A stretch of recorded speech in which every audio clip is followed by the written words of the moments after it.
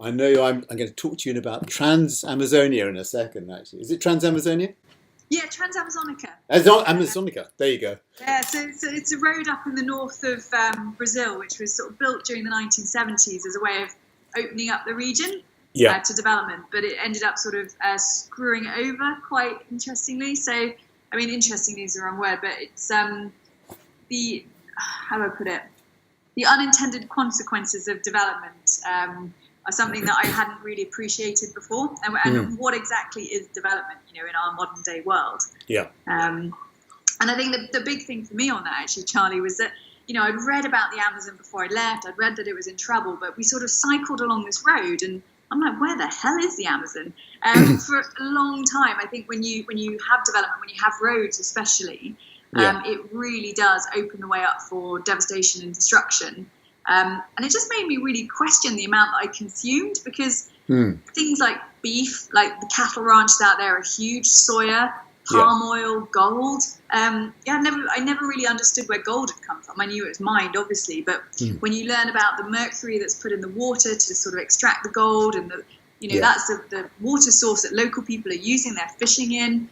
We interviewed people whose partners had died from mercury poisoning, and suddenly, when you look at your choices in that context, you just think, oh my gosh, we should be talking more to politicians, to business leaders, and saying, are we scrutinizing what we're consuming enough? And that was a really unanticipated consequence for me of that trip. It made me feel kind of a little bit perturbed by, what you just consume and you don't even realize it. Palm oil's in your pizza, it's in your shampoo, and it's just such a common thing. And as an individual consumer, you can get very overwhelmed by choosing ethical products. So I think we almost need to push back a little bit on businesses and governments and say, no, how do we create a more sustainable world that is going to exist way into our grandchildren's time? Because, we've lost 20% of the Amazon already, and seeing it literally burning as we're cycling past, being cleared for cattle, you just think, oh my gosh, it's not just the environment, it's the entire ecosystem around that. You touched on it earlier.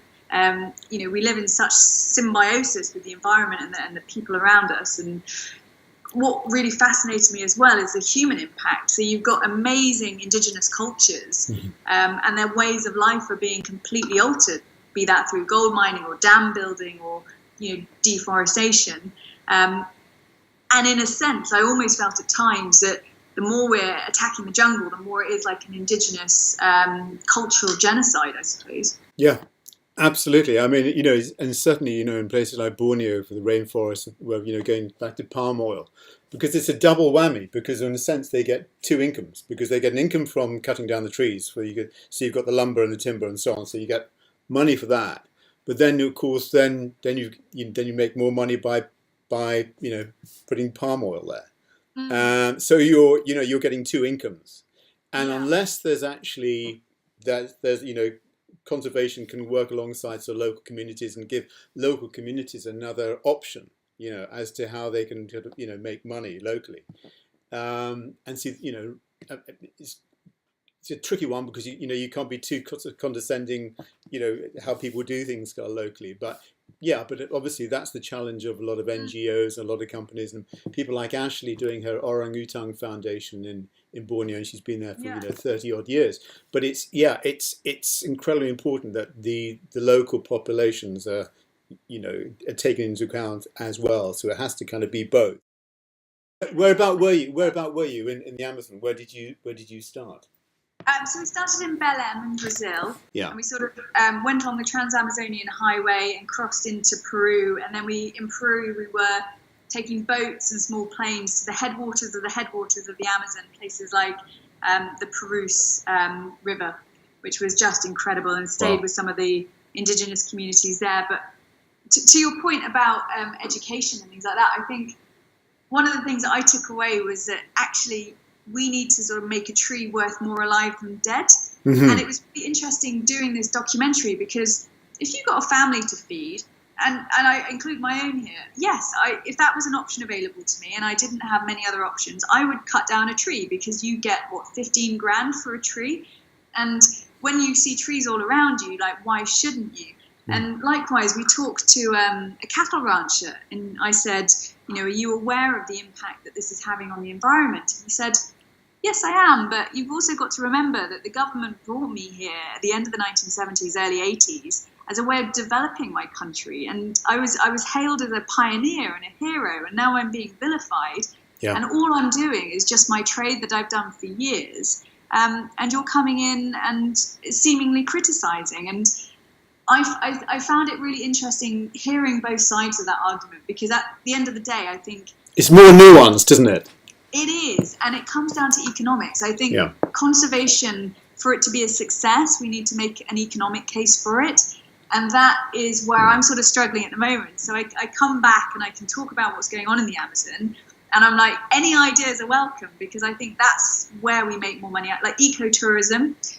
We interviewed a guy who used to work in ecotourism, but now works for a gold mine because he gets paid better. Yeah. So there's a responsibility on the part of us as a consumer to maybe pay more for things and, just have a dialogue, because at the end of the day, it comes down to basic economics. And if you've got to feed your family versus longer term thought about the state of the world, you're going to feed your family.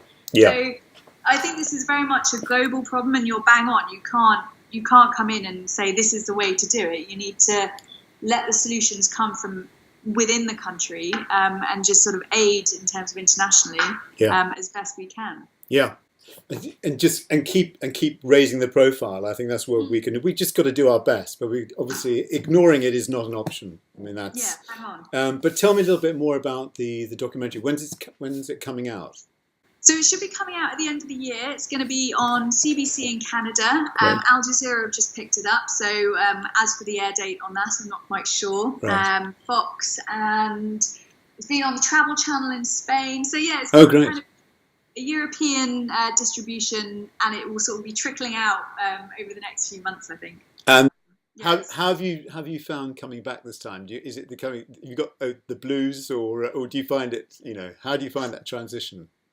Do you know what? I found coming back to London really tough, because you spent 13 months on a bicycle, and we came back to no jobs, no nothing, and just staring, oh my god, life in the face. And that was a little bit challenging, but luckily I found work at Red Bull, doing their adventure stuff, which sort of filled the gap. But I think post-trip blues are a real thing, actually. Yeah. And I think, as you probably know, like any sort of like big trip or whatever, everyone comes back and like, oh, well, real life and emails and admin is not quite as exciting. So what do you do at Red Bull? Are you sort of an ambassador in a way? Are you sort of travel sort of?